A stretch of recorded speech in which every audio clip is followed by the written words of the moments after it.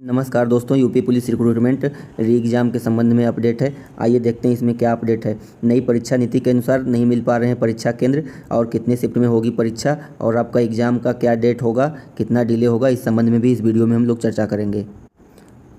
आप लोग दोस्तों इस न्यूज़पेपर की कटिंग में देख सकते हैं, नई गाइडलाइन के तहत नहीं मिल रहे हैं परीक्षा केंद्र, 11 पालियों में करानी होगी परीक्षा। दोस्तों यह न्यूज़ प्रयागराज से है।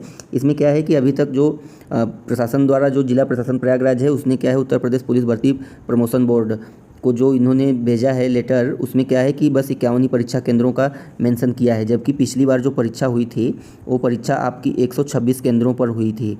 तो इस तरीके से अगर देखें तो आइए इसमें देखते हैं और क्या बात लिखी है।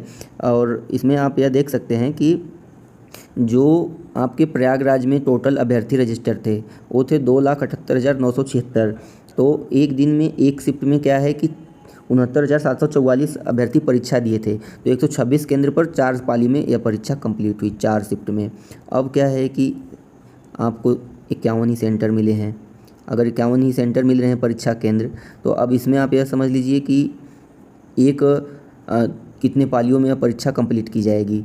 अब देखते हैं इसमें क्या लिखा है कि 51 शिक्षण संस्थान, जिला प्रशासन की ओर से 51 शिक्षण संस्थानों की सूची भेजी गई है। और यहाँ पे देखिए, जिसमें एक पारी में 19,644 अभ्यर्थी ही परीक्षा दे सकते हैं।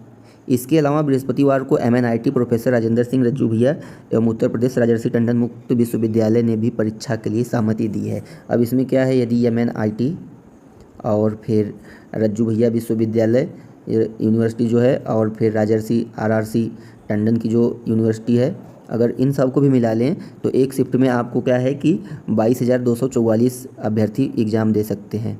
और इसमें क्या है कि अभी इलाहाबाद यूनिवर्सिटी से भी उत्तर प्रदेश पुलिस प्रमोशन भर्ती बोर्ड के एग्ज़ाम के संबंध में बातचीत की जा रही है।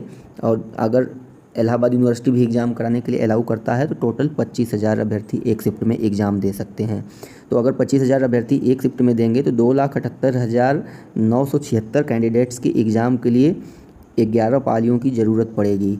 तो आप लोग यह जान लीजिए कि जितना ज़्यादा पाली होगी, जितनी ज़्यादा शिफ्ट होगी, उसमें उतना ही नुकसान होता है कैंडिडेट्स का। कैसे नुकसान होता है? क्योंकि जितनी ज़्यादा शिफ्ट होगी उसके बाद उतना ही नॉर्मलाइजेशन किया जाएगा। और नॉर्मलाइजेशन में क्या होता है कि बहुत सारे लोगों का ऐसा हो जाता है कि वो पास तो रहते हैं लेकिन नॉर्मलाइज स्कोर आने के बाद उनका अंक इतना कम हो जाता है कि वो कट ऑफ भी क्लियर नहीं कर पाते हैं फिजिकल एफिशिएंसी टेस्ट के लिए भी। दोस्तों आज के ही न्यूज़पेपर में एक और सूचना छपी है और इसमें क्या है और डिटेल से बताया गया है। 2 प्रेस में छपेंगे प्रश्न पत्र, कई सीरीज में होंगे OMR सीट। अब इसमें क्या है दोस्तों, टोटल 8 सीरीज में छपेंगे प्रश्न पत्र। प्रश्नों के क्रम में बदलाव के साथ उत्तर के भी विकल्प में रहेंगे परिवर्तन। अब जैसे आइए देखते हैं, पढ़ के ही बताते हैं आपको किसमें और क्या है। यहाँ पे लिखा है विभिन्न भर्ती परीक्षाओं के व्यापक पैमाने पे बदलाव किए गए हैं। अलग प्रश्न पत्र तैयार करने के साथ प्रिंटिंग प्रेस भी 2 होगी और OMR सीट ABC नहीं होके बल्कि मल्टीपल सीरीज में होगी। मल्टीपल सीरीज में क्या है दोस्तों कि मल्टीपल सीरीज का इसमें क्या मतलब दिया गया है कि जैसे अब मान लीजिए कि पहले जो एग्ज़ाम होते थे उसमें 4 सेट रहते थे ABCD, तो इसमें क्या है कि टोटल इन्होंने 8 सेट तैयार किया है। और 8 सेट के साथ साथ एक इसमें और ख़ास बात की गई है कि अब जैसे मान लीजिए कि पहले सेट में सीरियल नंबर 1 का जो क्वेश्चन नंबर 1 है उसमें ऑप्शन ABCD 4 ऑप्शन होते हैं। और यहीं क्या है कि ऑप्शन ए में जो वो ऑप्शन है वह क्या है कि अगले सेट के क्वेश्चन पेपर, मान लीजिए दूसरे सेट के क्वेश्चन पेपर में हो सकता है कि ऑप्शन ए इसमें ऑप्शन बी के उस में हो। तो इस तरीके से अगर कोई रट के भी जाता है कि पहले का ए दूसरे का बी तीसरे का बी, तो इस तरीके से भी नकल करने में वह सक्षम नहीं होगा। और इसमें क्या है कि पुलिस RO ARO भर्ती परीक्षा पेपर लीक होने के बाद आयोग ने 14 बिंदुओं वाली नई गाइडलाइन जारी की है। अब एक गाइडलाइन आप लोगों को क्या है डिटेल से मालूम ही होगी, अगर नहीं मालूम है तो हम बताते हैं। इसमें प्रश्न पत्र तैयार करने के लिए जो क्वेश्चन पेपर आदमी सेट करेगा, जो भी एजेंसी सेट करेगी वो अलग होगी। जो परीक्षा केंद्र डिसाइड करेगा वो अलग एजेंसी होगी।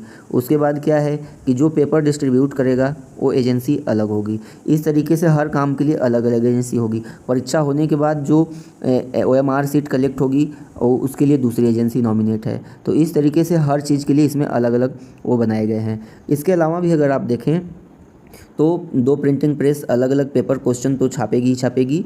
और क्वेश्चन पेपर एग्ज़ाम के 5 घंटा पहले डिसाइड होगा कि कौन सा क्वेश्चन पेपर किस इस शिफ्ट में दिया जाएगा, या इससे 5 घंटा से पहले या किसी को नहीं मालूम होगा। तो इस तरीके से देखिए एग्ज़ाम की सारी तैयारियां हो गई हैं और आयोग क्या है कि अफवाहों का तत्काल खंडन करेगा कि नहीं इस सेंटर पे पेपर लीक हो गया तो तुरंत का तुरंत उसके विषय में इंफॉर्मेशन जारी करेगा। और इसके अलावा क्या है कि आप लोग यह समझ लीजिए एग्ज़ाम डेट आपका अगस्त लास्ट वीक मोस्ट प्रोबेबल है।